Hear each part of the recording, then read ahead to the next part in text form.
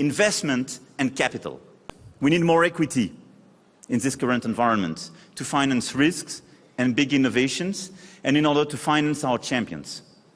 By decreasing our corporate taxes, and we passed the law in order to decrease till 25% corporate tax, we were at 33 to be fair. And we will have a unique tax, 30% only all in all, which will make us very competitive. And by reducing the cost of workforce and capital, we've reinforced France's attractiveness. And this is, for me, one of the key ambitions we should have to attract foreign capital in such a model.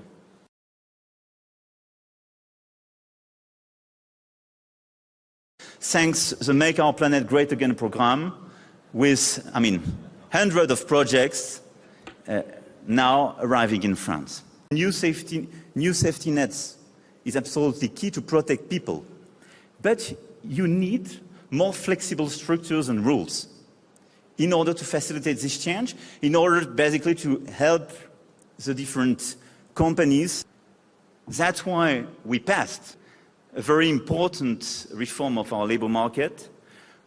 With the main philosophy, in a nutshell, is to realign France on Germany and Northern Europe. We took a series of very concrete measures in order to fuel this change of mindset. And the effect is that during the last 6 months, we reduced like crazy the number of new regulations, and we reduced the number of bureaucratic approach, and we are passing a law to totally change the relationship between administration and entrepreneurs and people.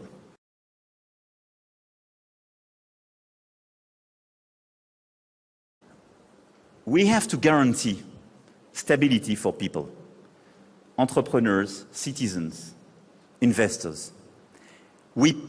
All the reforms I mentioned about taxes and simplification, we passed them. And we voted a 5-year strategy in terms of taxes. That's brand new.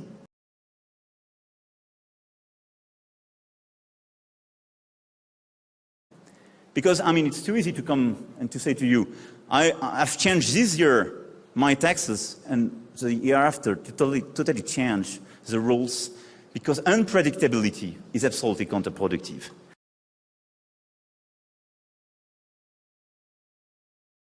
That's for the 5 years to come.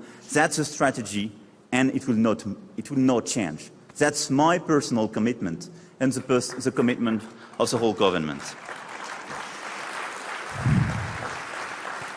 I just want you to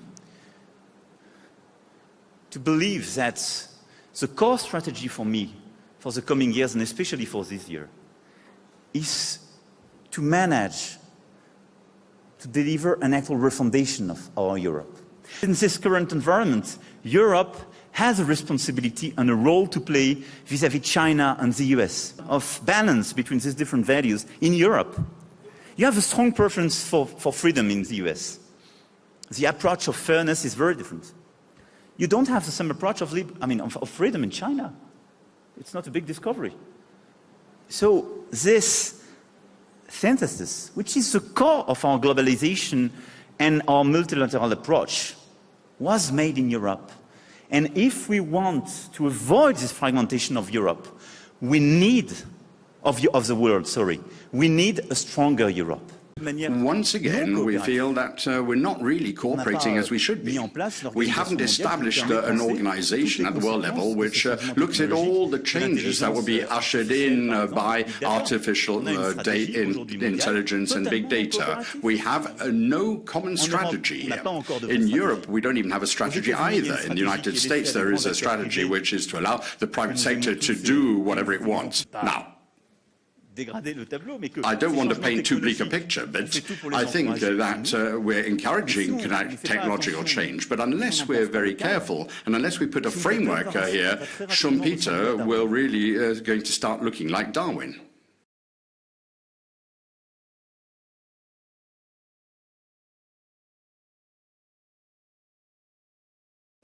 And to live in a totally Darwinian world, I don't know if it's very good. Certainly it's not good for our populations.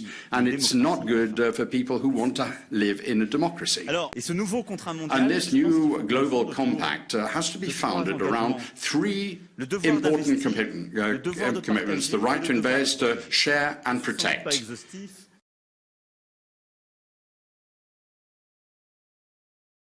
Right, or the duty to invest for states, but private sector in the common goods I mentioned, health in particular, but there is probably one area where we are not doing enough, and that is education. I was talking about the strategy we're developing in France. We have to do the same thing at the European level. The second duty is the duty to share of values. In the globalization process, capitalism has become capitalism of superstars, and the spreading of value added is no longer equitable.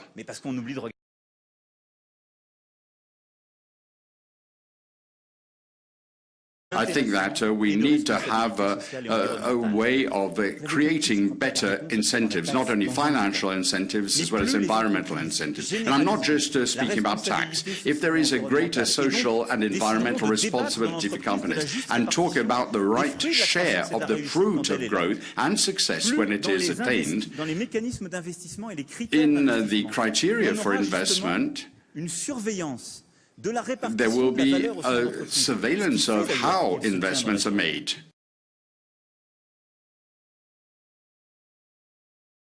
To avoid tax erosion, we need to have a peaceful basis for tax cooperation which avoids the optimization strategies of certain companies. And I think that there is a moral element here, a moral way of making profits.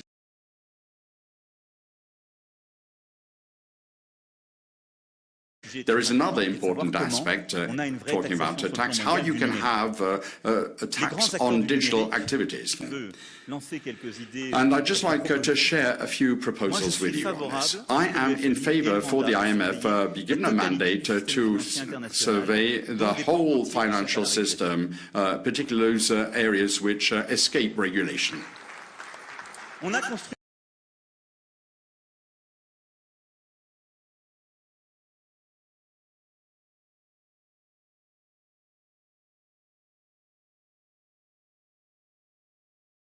Bitcoin, cryptocurrencies, shadow banking, the most aggressive operators on the financial markets.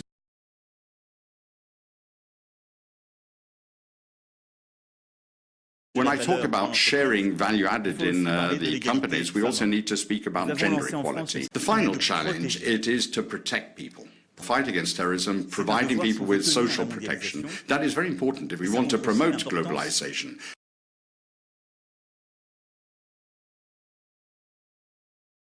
Let us be honest, sometimes we have created solutions that have led to terrorism, believing that simply trying to get rid of a tyrant which we didn't like, that would solve all our problems. You cannot replace the sovereignty of peoples and their sufferings, and I think that only stable political solutions, sustainable solutions, will allow us to achieve a result and allow us to fight against terrorism. It would be a huge mistake, which means we have now a tremendous responsibility